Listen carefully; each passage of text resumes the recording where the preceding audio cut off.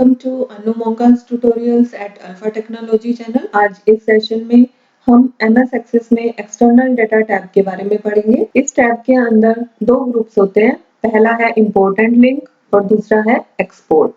Import का मतलब कि जब हमें किसी और एप्लीकेशन का डेटा एक्सेस में यूज करना है उसके लिए हम इंपोर्ट का यूज करते हैं, और जब हमें एक्सेस का डेटा किसी और एप्लीकेशन में सेंड करना है तो उसके लिए हम एक्सपोर्ट का यूज करते हैं। तो सबसे पहले हम आज स्टार्ट करते हैं इसमें इंपोर्ट एंड लिंक से। इंपोर्ट एंड लिंक में यहाँ पर ऑप्शन है हमारे पास न्यू डेटा सोर्स का, इस पे हम क्लिक करते हैं। अब इसके अंदर चार ऑप्शंस आ रहे हैं, from file, from database, from online service या फ्रॉम अदर सोर्सेज। सबसे पहले हम चूज करते हैं फ्रॉम फाइल। फ्रॉम फाइल में सबसे पहला ऑप्शन है एक्सेल, यानी कि हमें किसी एक्सेल की शीट का डेटा हमें एक्सेस में लेकर आना है, तो हम यहाँ पे क्लिक करते हैं। अब सबसे पहले ब्राउज में जाके हमें उस एक्सेल फाइल का नेम देना होगा। हमारे पास ये क्लास 7 डाटा नाम से एक एक्सेल फाइल है, हम इसको ओपन कर लेते हैं। उसके बाद नीचे हमारे तीन रेडियो बटन्स आ रहे हैं। फर्स्ट है कि आप न्यू टेबल में उस डेटाबेस को लाना चाहते हैं या फिर जो डाटा बाहर से आएगा उसको यहाँ की किसी एग्जिस्टिंग टेबल में उसको अपेंड करना चाहते हैं या लिंक करना चाहते हैं। हम एक नई टेबल क्रिएट कर लेते हैं, तो हम सबसे फर्स्ट ऑप्शन चूज करेंगे, फिर ओके पे क्लिक करेंगे। अब उस एक्सेल वर्कशीट में दो शीट्स बनी हुई हैं, एक है शीट 1, एक है शीट 2। आप जिस पे क्लिक करेंगे उसका डाटा ये नीचे यहाँ पर आपको दिखाएगा। आप जिस भी शीट का डाटा एक्सेस में इंपोर्ट कराना चाहते हैं उसको चूज कर लीजिए। उसके बाद नेक्स्ट। अब यहाँ पर अगर आपकी जो फर्स्ट रो है वो कॉलम हेडिंग है तो उसको टिक कर दीजिए, तो वो हेडिंग की फॉर्म में सेपरेट हो जाएगा। फिर हम नेक्स्ट कर देते हैं। उसके बाद फील्ड का जो नेम है, आप अगर उस नेम को या डेटा टाइप को चेंज करना चाहें, जिस भी फील्ड को सिलेक्ट करेंगे ऊपर उसका नेम यहाँ पर दिखाई दे रहा है हमें। हम हमारे अकॉर्डिंग उनमें कोई चेंजेस करना चाहें तो कर सकते हैं। अभी हमें कोई चेंज नहीं करना तो हम नेक्स्ट पे जाएंगे।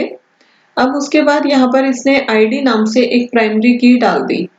आप इसको डालना चाहते हैं तो लेट एक्सेस ऐड प्राइमरी की इसको चूज कर लीजिए, और अगर नहीं डालना चाहते तो नो प्राइमरी की। और अगर अपने एग्जिस्टिंग फील्ड में से कोई प्राइमरी की बनाना चाहते हैं तो यहाँ से चूज कर लीजिए। हम इसमें प्राइमरी की डाल देते हैं आईडी नाम से कि let Access add, and next पे क्लिक करते हैं। अब इंपोर्ट टू टेबल, उस टेबल का नेम क्या रखना चाहते हैं यहाँ पर आप टेबल का नेम दे दीजिए। हमारा ये क्लास 7 डाटा है तो मैं यहाँ पर क्लास 7 डाटा नाम से ले लेती हूँ एंड फिनिश कर देते हैं हम इसे। इसके बाद यहाँ पर एक ऑप्शन आता है कि क्या आप सेव इंपोर्ट स्टेप्स करना चाहते हैं, तो यस कर देते हैं हम इसमें। इसका नेम आप चेंज करना चाहें तो यहाँ से नेम चेंज कर सकते हैं, कोई डिस्क्रिप्शन देना चाहें तो वो दे सकते हैं, एंड सेव इंपोर्ट। ये हम जो हमने अभी बनाई है टेबल वो यहाँ पर आ गई। अब जो एक्सेल में डाटा था वो सारा यहाँ पर हमारे पास आ गया, और आईडी फील्ड हमने एक ऐड कराया है तो वो ऐड हो रहा है। तो इस तरह से हम एक्सेल का डाटा एक्सेस में ला सकते हैं। इसमें चेंजेस करना चाहें कोई भी तो चेंज कर सकते हैं अपने अकॉर्डिंग, और एज इट इज यूज करना चाहें तो वैसे कर सकते हैं। नेक्स्ट आ जाता है फ्रॉम टेक्स्ट फाइल। अगर हमें किसी टेक्स्ट फाइल का डाटा यहाँ पर लेकर आना है तो हम टेक्स्ट फाइल को चूज कर लेते हैं, ब्राउज करते हैं, हमारे पास नेम्स नाम से है। अब आपको करंट में लेके आना है, अपेंड में करना है, ये सारे ऑप्शंस उसी तरह से हैं।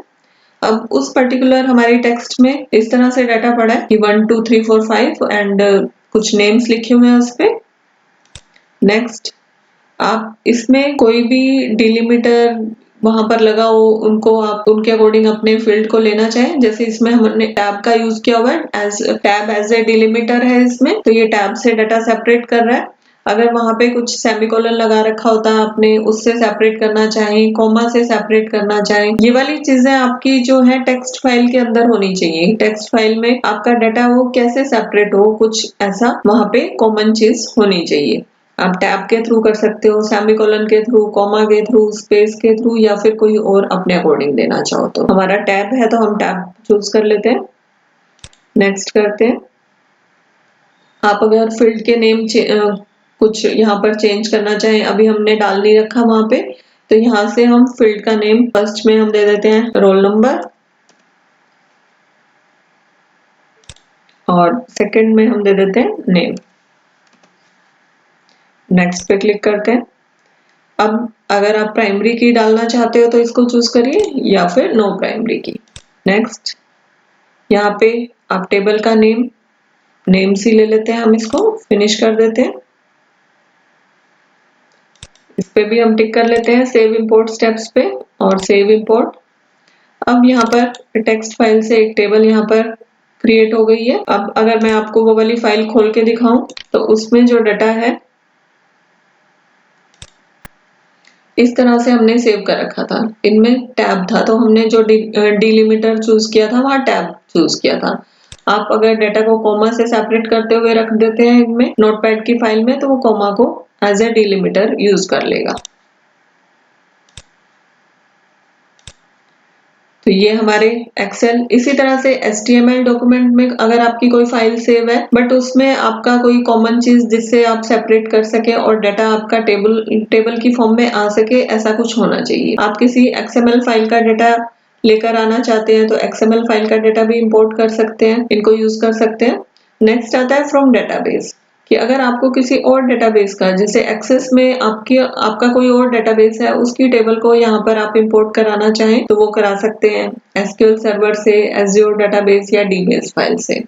इसी तरह से ऑनलाइन सर्विसेज से भी डाटा आप इंपोर्ट करा सकते हैं या फिर ODBC या आउटलुक फोल्डर से भी इंपोर्ट करा सकते हैं। अब जब सेव्ड इंपोर्ट पे क्लिक करते हैं तो जो यहाँ पर नेक्स्ट ऑप्शन दिख रहा है सेव्ड इंपोर्ट, उनमें वो फाइल सेव हो जाती हैं। जैसे अभी हमने इंपोर्ट नेम्स नाम से की थी, क्लास 7 की थी, तो यहाँ पर वो दोनों फाइल्स सेव है।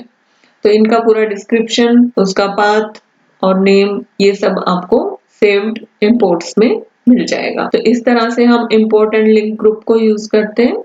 आई होप आपको ये समझ में आया होगा। और अगर आपने अभी तक ये चैनल सब्सक्राइब नहीं किया है तो प्लीज इसको सब्सक्राइब करिए और बेल आइकन को जरूर प्रेस करिए ताकि आपको आने वाली वीडियोस के बारे में पता चलता रहे। Thank you for watching.